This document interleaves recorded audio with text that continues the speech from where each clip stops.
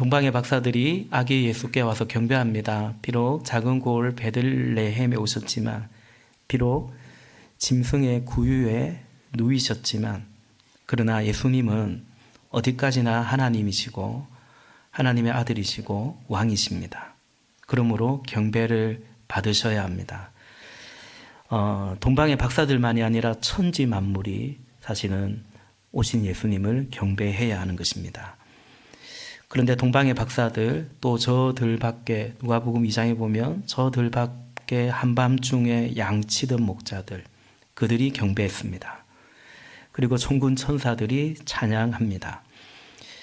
그래서 이들이 복된 것입니다. 동방의 박사라서 혹은 그 목자라서가 아니라 주님을 예배해서, 주님을 찬양해서, 주님께 예물을 드려서 이들은 복된 것입니다.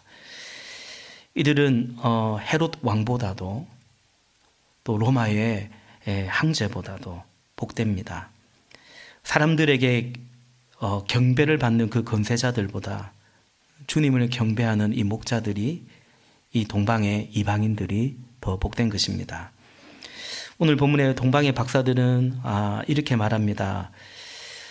1절에 보니까 헤롯 왕 때 예수께서 유대 베들레헴에서 나셨다. 그런데 동방으로부터 박사들이 예루살렘에 와서 말하였다. 유대인의 왕으로 나신 이가 어디에 계십니까? 우리가 동방에서 그의 별을 보고 그에게 경배하러 왔습니다. 아멘.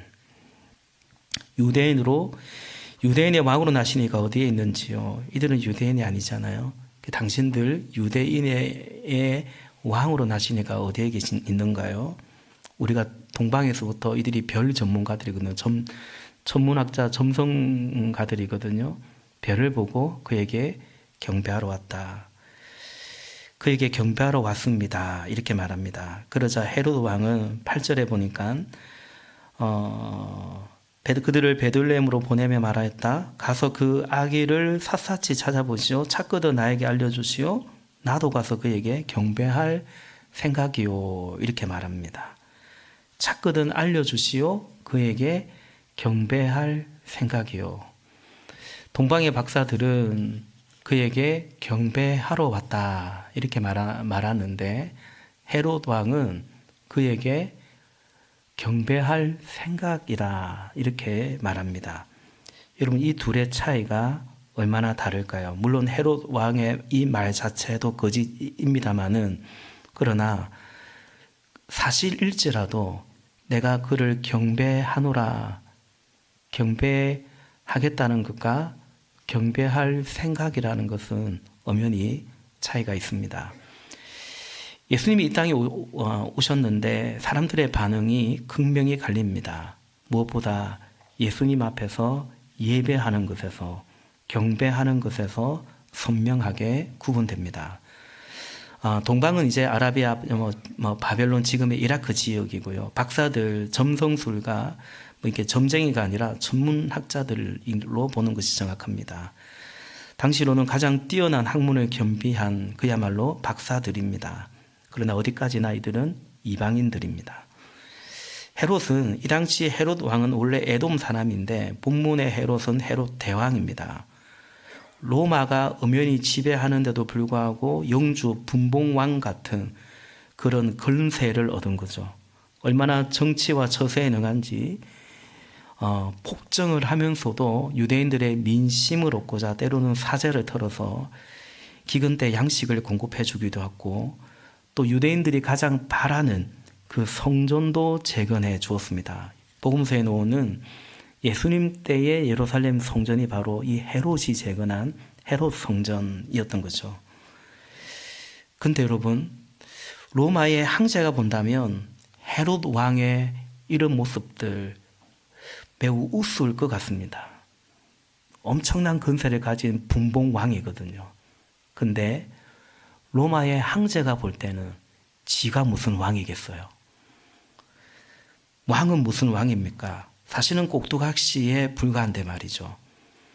그냥 로마 황제가 자신의 통치의 편리를 위해서 세워졌을 뿐인 것입니다. 여기 본문의 헤롯 왕, 언젠가 말씀드린 적이 있는데 세상 왕의 실상과 같습니다. 왕은 무슨 왕입니까? 알고 보면 공중권세 잡은 자에게 붙잡혀 있는 거고 어둠에 사로잡혀 있는 것이고 어디 좀 올라섰다고 뭐 좀 깨나 벌었다고 재주나 있다고 좀 안다고 우쭐대고 위세라도 있는 듯 보이는 그런 세상에 그런 어떤 우두머리 노릇하는 그 위치에 있는 사람들 자체가 잘못이 아니라 그런 모습들이 어쩌면 헤롯 왕 같은 모습일 수 있습니다. 3절에 동방 박사들의 이 말을 들었을 때에 헤롯 왕은 무척이나 당황합니다. 왕인데 당황합니다. 왕인데 당황하고 초조하고 불안합니다. 그게 세상에서 왕 노릇하고 있는 것의 실상입니다. 헤롯은 왜 경배할 생각이요? 아니, 경배 안 하죠. 왜 예수님을 경배하지 못하겠습니까? 자신이 왕이기 때문입니다. 자신이 왕이라서 자신이 경배를 받으려고 하기 때문입니다. 그러니 경배할 수가 없는 것입니다. 내가 섬김을 받으려고 하니 섬길 수가 없는 거죠. 내가 내 인생의 주인이다 보니 주님을 인정하고 따를 수가 없는 것입니다. 내가 믿고 또 내가 소중히 여기는 것이 재물이니까 여기 동방의 박사들처럼 그 보물을 주님께 드릴 수가 없는 것입니다. 여러분, 그래서 하나님이 우리에게 주시는 복이 있는데 우리가 왕이 되지 못하게 하는 것입니다. 그런 힘이 우리에게 없도록 하는 것입니다. 그런 힘을 빼십니다. 자기를 부인하게 하십니다. 그래서 종되게 하시죠. 그래서 엎드리고 경배하게 하시는 것입니다. 이것이 은혜이고 이것을 받아들이고 인정하는 것이 믿음입니다. 여전히 세상 왕노릇하려고 그 앞에서 구심구심하고 그거 내가 못해서 안절부절하고 당황하고 불안하고 초조하고 그것이 인생이라면 이제 왕이신 하나님께서 우리의 주이신 주님께서 우리에게 주시는 은혜는 이제 내가 경배받지 않고 내가 경배할 분을 만남으로 인해서 더 이상 그렇게 세상의 거짓된 왕에게 속지 아니하고 그런 왕노릇하려고 인생 허비하지 않는 것, 이것이 복음이 우리에게 주시는 은혜입니다. 본문에 등장하는 또 하나의 사람들이 있습니다. 4절에 보니까 4절 왕은 백성의 대제사장들과 율법 교사들을 다 모아놓고서 그리스도가 어디에서 태어나실지를 그들에게 물어보았다. 아멘. 대제사장, 서기관들, 율법 교사들, 종교 지도자들, 근데 이들은 그냥 종교 지도자들만은 아니고 건세자들입니다. 이들은 메시아의 오심에 대해서 5절과 6절 말씀처럼 정확하게 알고 있습니다. 그가 베들레헴에 오실 거라고 미가서 5장 2절에 예언되어 있는 말씀 그대로이죠. 아는데 이들은 경배하지 않습니다. 거기에 올 거라고 정확하게 맞추지만 거기에 찾아가지 않습니다. 오히려 이들은 더 헤롯 왕에게 딱 붙어 있죠. 더 헤롯 왕에게 딱 붙어 있는 거죠. 대제사장, 율법학자들이 그 말씀을 알지만 메시아를 향해서 가는 것이 아니고 더 세상에 딱 예루살렘에 딱 붙어 있는 것을 우리는 보게 됩니다. 경배할 생각이요. 헤롯의 이 말을 곱씹어 보게 됩니다. 여러분, 우리가 이런 생각을 조심하고 경계할 필요가 있죠. 경배할 생각이요. 그게 아니라 그냥 경배하는 겁니다. 언젠가 나도 경배할 생각이요. 그것이 아니라 지금 경배하는 것입니다. 지금 헌신하는 것입니다. 헌신할 생각이요. 그게 아니고 헌신하는 것입니다. 먼저 그의 나라와 그의 의를 구하는 것입니다. 이 모든 것 더해 주시면 하나님의 나라도 구하고 하나님의 의도 구하는 것이 아니고 지금 먼저 하나님의 나라와 하나님의 의를 구하는 것입니다. 순종할 거라고 하지 말고 지금 순종하는 것이 좋습니다. 언젠가 할 것이라고 하지 말고 나중에 이것 좀 해놓고 나면, 뭐 좀 되고 나면, 자리 좀 잡고 나면 그 다음이라 하지 말고 지금 주님께 경배하고 지금 순종하는 것이 믿음입니다. 오늘 본문에서 참 신앙과 참 예배를 우리는 상고하게 됩니다. 첫 번째는 참 신앙, 참 예배는 헤롯처럼 경배할 생각이 아니라 동방 박사들처럼 경배하는 것입니다. 지금 경배하는 것입니다. 두 번째 참 신앙, 참 예배는 여기 제사장 율법학자들처럼 말씀을 아는 것, 그냥 말씀을 지식적으로 아는 그런 신앙이 아니라 모르면 물어서라도 어쨌든 알게 된 것, 배운 것에 대해서, 듣게 된 것에 대해서 순종하는 것입니다. 여기 동방박사들은 모르니까 물었습니다. 알게 되었습니다. 듣게 되었습니다.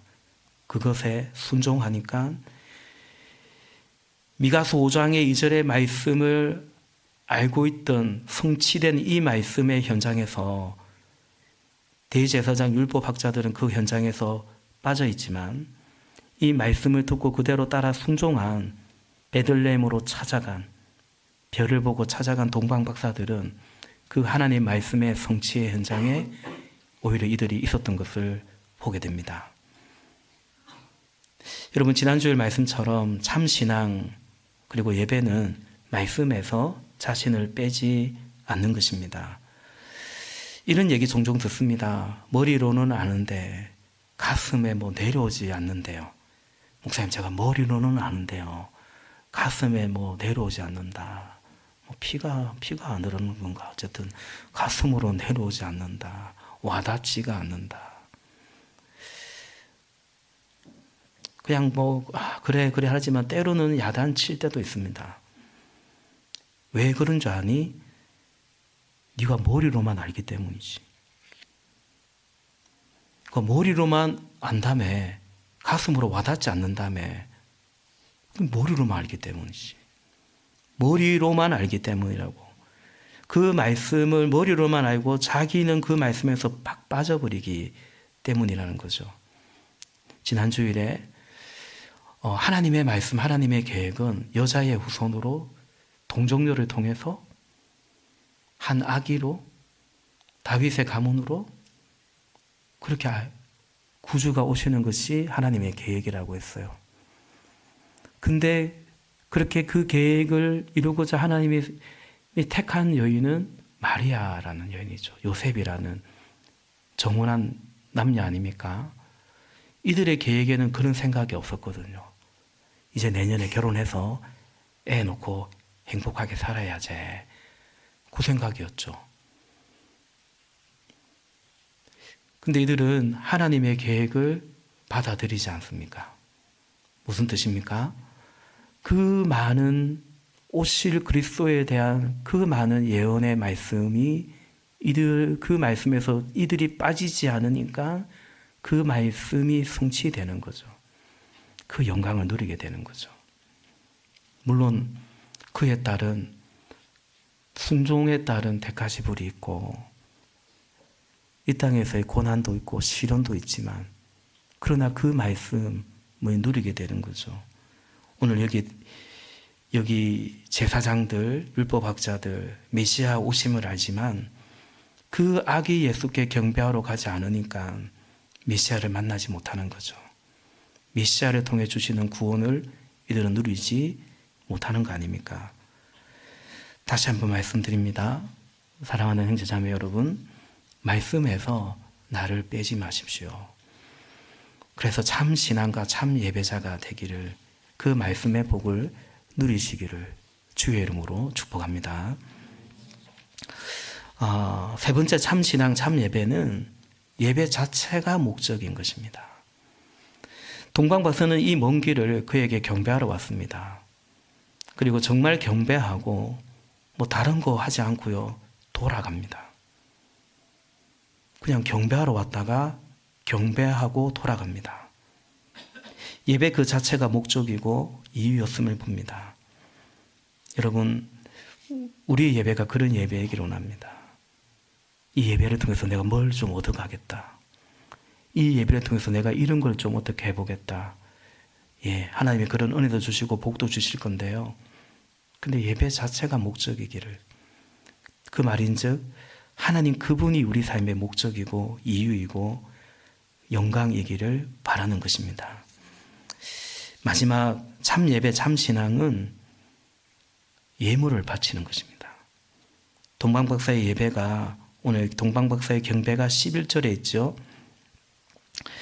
11절, 그들은 그 집에 들어가서 아기가 그의 어머니 마리아와 함께 있는 것을 보고 엎드려서 그에게 경배하였다. 그리고 그들의 보물 상자를 열어서 아기에게 황금과 유향과 모략을 예물로 드렸다. 아멘.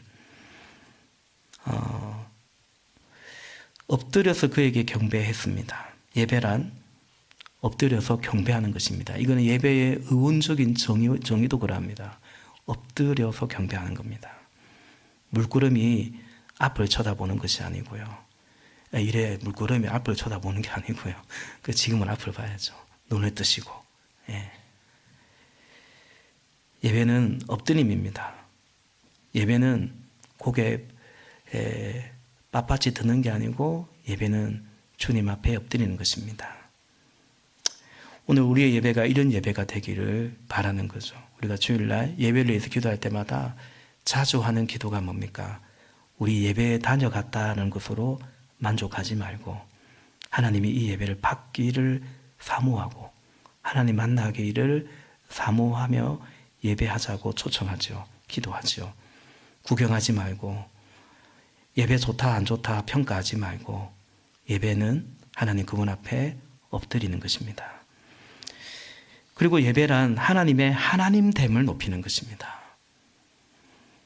오늘 우리의 예배는 예배에서조차 내가 중심이 때가 많아요. 그래서 예배의 목적은 내가 은혜 받는 거예요. 내가 만족하는 거예요. 하나님이 나에게 이러이러한 분이어야 된다고, 그래야 예배할 맛이 나고 예배할 만하고 이리 생각을 하는 거죠.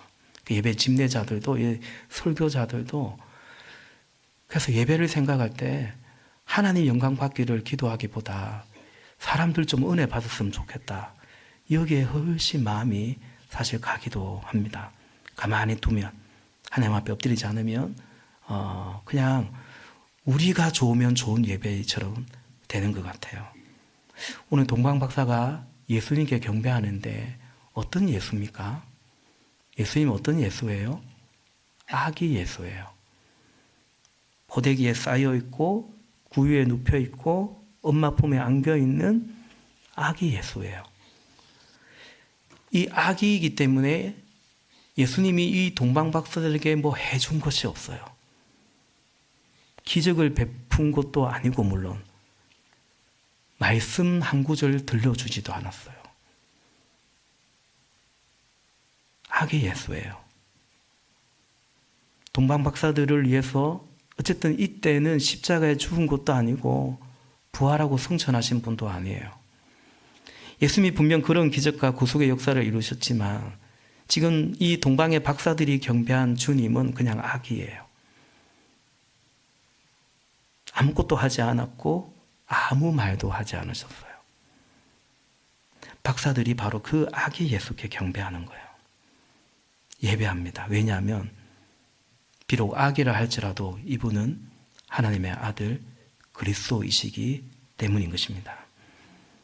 예배란, 경배란 이처럼 하나님의 하나님됨을 인정하고 높이고 찬양하는 것이죠.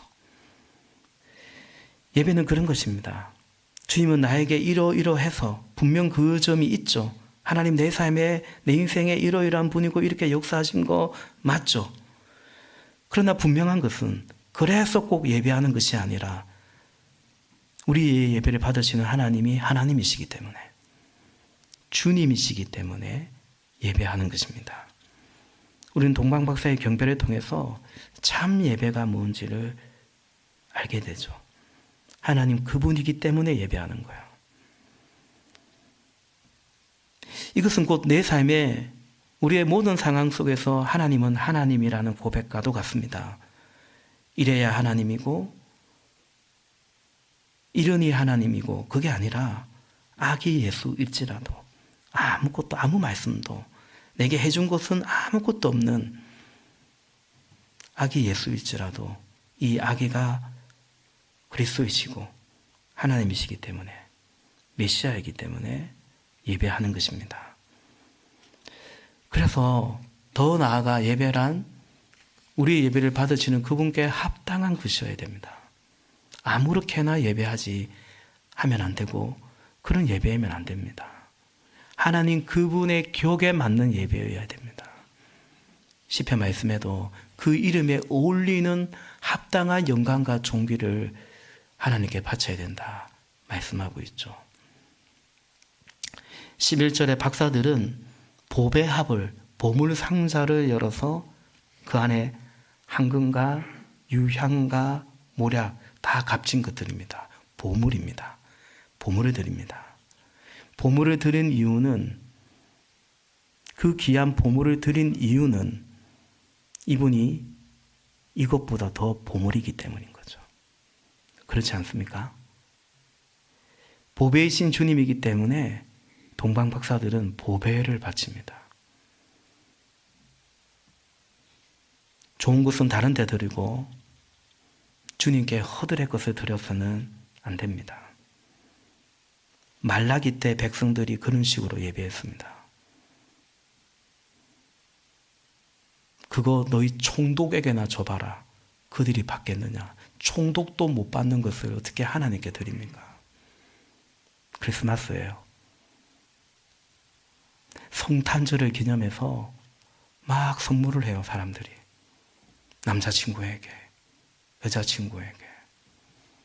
근데 하나님께 드리는 예배는 소홀하고 성탄 감사 예물은 정말 그냥 체면치레처럼 소홀해요. 제가 이런 생각을 해봤어요. 우리 아들들이 나중에 커가지고 지 여자친구가 생긴 거예요. 그래야겠죠. 뭐 그럴 수 있겠죠. 근데 이러는 거예요. 야, 그 여자친구에게 제 아들이 그러는 거예요. 야, 오늘 우리 아빠 생일이야. 우리 아빠 생일을 기념해서 내가 너에게 선물을 준비했어. 근데 정작 저에게는 선물 안 하는 거예요. 용돈 10,000원 주는 거예요. 우리 성탄절을 그렇게 보내고 있지 않나요? 그런 모습 없나요? 성탄절이라서 맛있는 거 먹으러 가요. 먹지 말라는 게 아닙니다. 성탄절이라서 막 분위기 좋은 데 가서 데이트도 해요. 하지 말라는 것도 아닙니다. 근데 그분의 생일을 왜 안 챙기세요? 우리 생각해 봐야 될 문제 아닐까라는 것입니다. 예수님 오실 때 사간에 방이 없었어요. 여간에. 여러분, 베들레헴에 오신 것은 말씀의 성취지만 짐승의 구유에서 태어나는 것은 예언되어 있지 않습니다. 사람들이 방을 안 내줘서 그래요. 유대 율법에도 맞지 않다고요. 이 만삭의 여인에게, 이 약한 자에게 방 한 칸 내놓지 않는 그 유대인들, 완전 종교인들이죠. 지금도 방이 없어요. 성탄절이라고요. 지금도 방이 없어요. 사랑하는 여러분, 달리 시간 다 쓰고 정말 한가하면 예배하는 것이 아닙니다. 종종 말씀드리지만 예배 빠질 수 있죠. 근데 참 저도 이게 뭐 변질된 건지 뭐 온유해진 건지 뭐 모르겠지만 옛날에 했던 말을 잘 못하는 것 같아요. 야, 그것 때문에 예배 빠지는 게 아니고 예배 때문에 그 길을 못 가야 되는 거야. 제가 그렇게 가르쳤거든요. 맞지 않습니까? 근데 우리가 막 유대인들처럼 막 몸이 아파 죽을 지경인데 병원도 못 가고 그러자는 건 아니고요. 그러나 이사야서 말씀처럼 안식일에 사사로운 오락을 구하고 안식일에 이 자기의 어떤 욕망을 구하고 물질을 추구하고 그거 믿고 산다는 뜻이거든요. 그러니 안식 못하는 거죠. 달리 시간 다 쓰고 한가하면 예배하는 것이 아닙니다. 다른 이유로 예배를 포기하는 것이 아니라 예배 때문에 다른 것을 포기하는 것이 사실은 예배입니다. 우리의 소중한 것을 더 소중한 주님께 드리는 것이 그게 예배이고 그게 헌물입니다. 헌금입니다. 그리고 합당한 예배란 순종이죠. 12절 말씀해 보니까 우리 같이 읽겠습니다. 12절 시작. 그리고 그들은 꿈에 헤로데게로 돌아갔다. 아멘. 헤롯 왕의 말이 아니라 하나님의 말씀을 따르는 것입니다. 왜냐하면 헤롯이 아니라 하나님이 왕이시기, 헤롯 왕이 아니라 하나님이 왕이시기 때문입니다. 이처럼 여러분, 예배란 순종입니다. 예배는 경배는 주님께 하면서 살아가는 것은 하나님의 말씀이 아니라 세상의 소리를, 세상의 풍조를 따라 살아가는 것이 그게 아니죠. 기도는 하나님께 하고 어떤 결정은 사람들과 의논해서 다 해버리는 그게 아니란 말이죠. 사랑하는 여러분, 헤롯 왕과 같은 가짜 왕에게 속으면 안 됩니다. 인생 허비하지 않기를 바랍니다. 헤롯 보십시오. 우스꽝스럽기 거지없지 않습니까? 당황하고 막 난리가 나고 난리법석이고 무슨 품격이 느껴집니까? 품위가 느껴집니까? 쩔쩔매고 있는 이게 세상 왕의 세상 사람들의 그런 모습이죠. 사랑하는 여러분, 경배할 생각이라고 말하지 마십시오. 기도할 생각이라고 순종할 생각이라고 하지 마시고 지금 경배하고 기도하시고 순종할 수 있기를 주님의 이름으로 축복합니다. 내가 이런 예수라면, 이런 하나님이라면, 이런 예배라면 경배할 것이라고 하지 말고 아기 예수를 경배한 동방 박사들처럼 주님 그분을 만나시고 경배하고 순종하고 사랑할 수 있기를 바랍니다. 여러분, 이미 주님은 우리에게 이미 그렇게 하십니다. 우리 보고 이러면 사랑할 것이라고 하지 아니하시고 우리가 아직 죄인되었을 때, 이미 죄인이었을 때 우리를 사랑하셨고 지금도 이러면이 아니라 이 모습 이대로 여전히 우리를 오라고 하죠. 있는 모습 그대로 우리를 초대하는 것입니다. 그러므로 우리가 주님을 그렇게 사랑할 수 있기를 원하는 것입니다. 그러니까 하나님께 자꾸 조건을 다는 그런 사람들 보면 가만히 보면 있잖아요. 하나님을 그렇게 오해하고 있어요. 그러니까 하나님도 나를 그렇게 조건부로 사랑한다고 자꾸 착각해요. 내가 이런데 하나님 사랑하겠냐? 내가 이런데 구원받겠냐? 심지어 내가 이러니 이제 교회 그만 나와야겠다. 믿음 생활 못하겠다. 이런 생각도 한다고요. 근데 하나님을 자꾸 그렇게 생각해요. 그런 사람들이. 다 그런 건 아니지만 하나님 이래야 하나님이라고, 이런 것 좀 해줘야 하나님이라고, 그래야 내가 하나님을 하나님으로 인정할 거 아니냐고. 그렇게 하나님도 생각하고 하나님이 나에 대해서도 그렇게 생각할 거라고 또 생각하고, 그러니 그 안에 무슨 사랑이 있겠어요? 그 안에 무슨 안식이 있겠냐고요. 그죠? 우리 벌써 이제 내년 세겹줄 기도회가 다가왔지만 올해 초에 세겹줄 기도회 때 참 사랑은 그 어디에라는 그 책에서 본 것처럼 만일의 사랑, 많이 그러면 사랑할 거라고. 그 다음에 because 때문에 사랑, 그러고 때문에 내가 사랑할 거라고. 그러니 그게 무슨 사랑이냐고요. 그런 사랑하려고 받으려고 얼마나 고된 삶을 삽니까?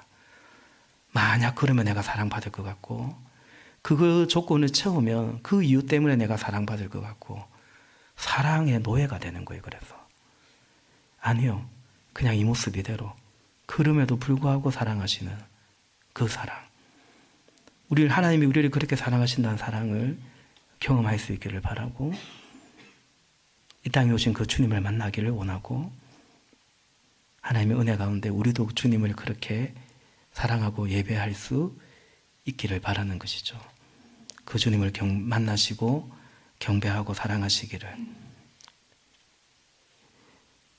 2025년에 이 성탄이 아기 예수를 경배하는 저와 여러분 우리의 성탄이 되시기를 예수님의 이름으로 축복합니다. 기도하겠습니다.